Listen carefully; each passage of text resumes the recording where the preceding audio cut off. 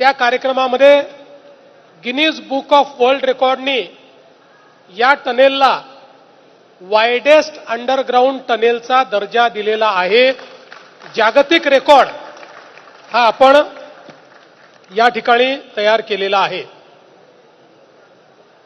खरं म्हणजे आता या मिसिंग लिंकमुळे जवळपास अंतर हे 6 किलोमीटरनी आणि वेळ 30 मिनिटांनी, मुंबई आणि पुण्यातला वेळ प्रवासाचा 30 मिनिटांनी कमी होणार आहे।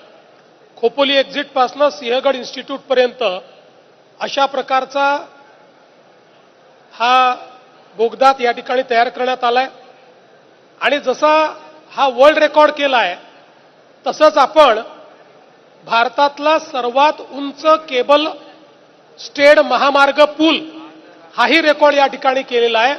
सगळ्यात उंच केबल स्टेड आपण ज्या ब्रिजवरनं आलो त्याची उंची 182 मीटर आहे आणि दरीवर उभारलेला हा पूल म्हणजे एक अभियांत्रिकी चमत्कार आहे। यामुळे दररोज कोट्यावधी रुपयाच्या इंधनाची बचत होणार आहे, कमी होणार आहे आणि लोकांचा वेळ देखील वाचणार आहे।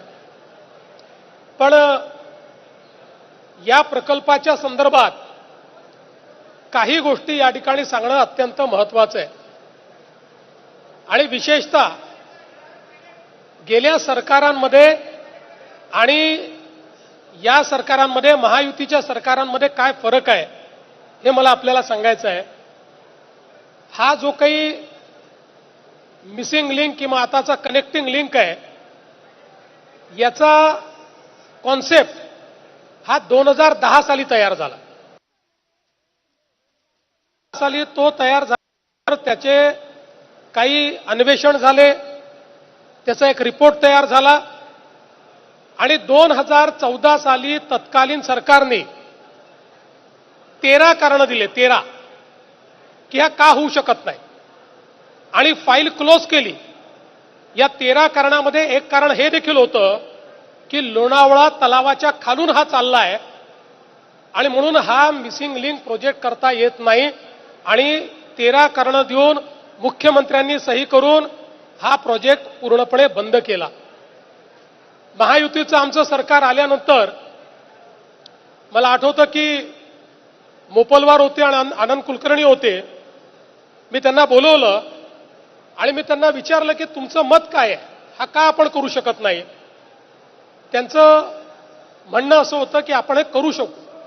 मी त्यांना सांगितलं की तुम्ही सगळे कागदपत्र घेऊन, सगळे स्टडीज घेऊन फाईल माझ्यासमोर पुटअप करा आणि त्यांनी त्या ठिकाणी पूर्ण जस्टिफिकेशन माझ्यासमोर आणलं। मी मोपलवारांना पुन्हा विचारलं, म्हटलं मोपलवार 100% आपल्याला करता येईल? म्हणाले साहेब सरकार पाठीशी असेल तर आपल्याला करता येईल आणि डिसेंबर 15ला जुन्या सरकारचा निर्णय ओव्हररूल करून आमच्या सरकारने हा निर्णय केला की आम्ही मिसिंग लिंक करणार आणि मी आणि शिंदेसाहेब मंत्री होते, आम्ही या ठिकाणी मिसिंग लिंकचं जे काम आहे हे काम त्या ठिकाणी सुरू केलं। आणि एक प्रश्न अजून होता की एवढं मोठं काम करायचं याला 5-7 हजार कोटी रुपये लागणार, हे आणायचे कुठनं? त्यावेळेस मी सांगितलं की हा सेल्फ फायनान्स केला पाहिजे आणि मग हा निर्णय आम्ही केला की याची सगळी इक्विटी ही मुंबई पुणे एक्सप्रेसवेच्या टोलमधनं आपल्याला मिळू शकते। त्यामुळे तिथनं जर इक्विटी आपण घेतली तर आपल्याला कुठल्याही नव्याने काही करण्याची आवश्यकता पडणार नाही। आपण त्याच्यातनंच डेट सर्व्हिसिंग करू शकू आणि सेल्फ फायनान्स पद्धतीनं आपण हा पूल करू शकू आणि म्हणून त्या पद्धतीनं आपण याचं काम जे आहे हे काम केलं। हे एक इंजिनिअरिंग चॅलेंज होतं।